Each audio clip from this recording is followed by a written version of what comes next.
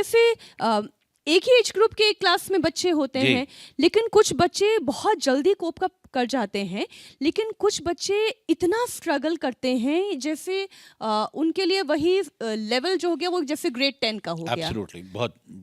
और यही बात है कि टीचर्स की ट्रेनिंग अब अलग अलग श्रृंखला के हिसाब से की जा रही है।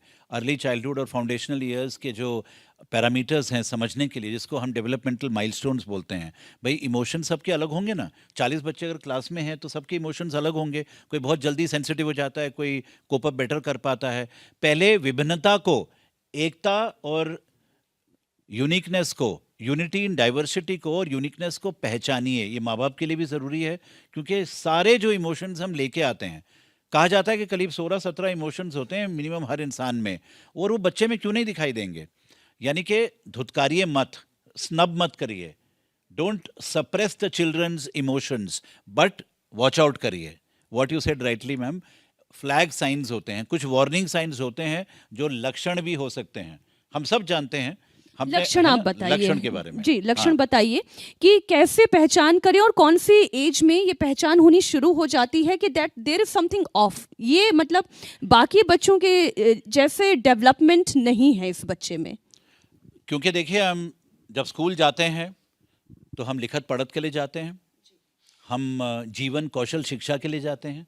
कुछ ऐसी स्किल सीखें 12 साल में, 14 साल में, जो जीवन में आगे बढ़ने के लिए हमें दृढ़ता दे और हिम्मत दे, जिसको हम लाइफ स्किल्स कहते हैं।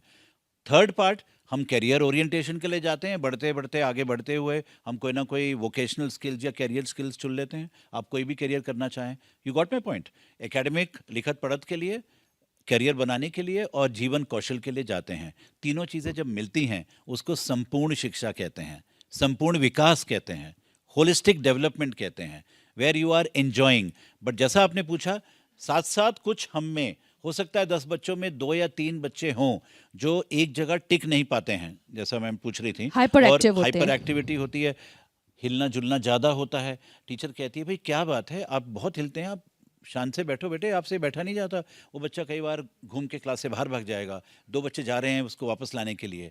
एनर्जी इतनी ज़्यादा होती है कि बड़ा सुंदर भी लगता है। कभी कभी मॉल में जाएंगी, मम्मी पापा भागते रहते हैं, वही पीछे देखो दुकान के पीछे चला गया बच्चा, पकड़ो उसको। ये एक बड़ी कॉमन बात है। तो कहने का तात्पर्य है कि करीब हमारे पूरे स्कूल में करीब 30-40 बच्चे हो सकते हैं, पूरे स्कूल में बोल रहा हूँ मैं, और एक क्लास में 1 या 2 हो सकते हैं जो अधिकतर चंचल हैं, इनअटेंटिव हैं, फोकस नहीं कर पाते हैं। पहचानिए उनको। कभी ज़्यादा ऐसे मत सोचिए कि डांटने से ठीक हो जाएंगे। हाथ उठाना, मारना पीटना तो बिल्कुल मना है, गैर कानूनी है, चाइल्ड अब्यूज़ माना जाता है। समझाने का कोशिश करें। नहीं है तो स्कूल की काउंसलर है ना मैम, स्कूल के साइकोलॉजिस्ट हैं आजकल। तो यानी कि मनोवृत्ति के साथ संबंधित जो बातें होनी चाहिए अब होंगी।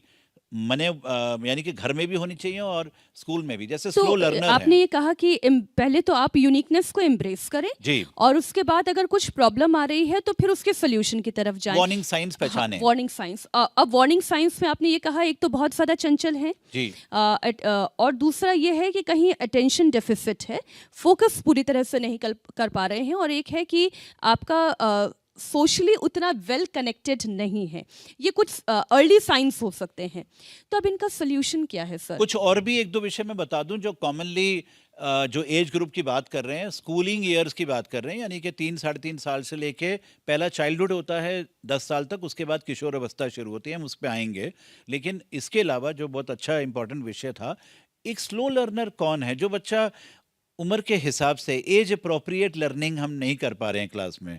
अब देखिए, पाठ्यक्रम जो सिलेबस होता है या करिकुलम होता है, चौथी क्लास का, 5वीं क्लास का, छठी क्लास का स्टार्टिंग से होता है ना, तो हर क्लास का एज अप्रोप्रिएट करिकुलम होता है। अब अगर पेरेंट्स आते हैं, पीटीएम में आते हैं और उनको बताया गया कि भाई बच्चा आपका ना पिछले 2-3 महीने से कोप अप नहीं कर पा रहा है, मे बी मैथमेटिक्स में, साइंस में, या सोशल साइंस में, इंग्लिश में या हिंदी में, बातचीत बहुत ज़रूरी है। अब वो ज़माना आ गया है कि चर्चा करिए। यहाँ पे वो प्रॉब्लम नहीं है कि ये बच्चा आगे जा रहा है, ये बच्चा पीछे रह गया।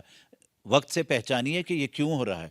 हो सकता है उसके बुद्धि का विकास थोड़ा सा स्लो चल रहा हो सकता है कि वो इमोशनली बहुत डिस्टर्ब्ड हो सकता है घर में कोई प्रॉब्लम हो, क्या हम सब मानते हैं कि कभी-कभी फैमिली एनवायरनमेंट कंड्यूसिव नहीं होता है मेरे को पढ़ाई लिखाई करने के लिए?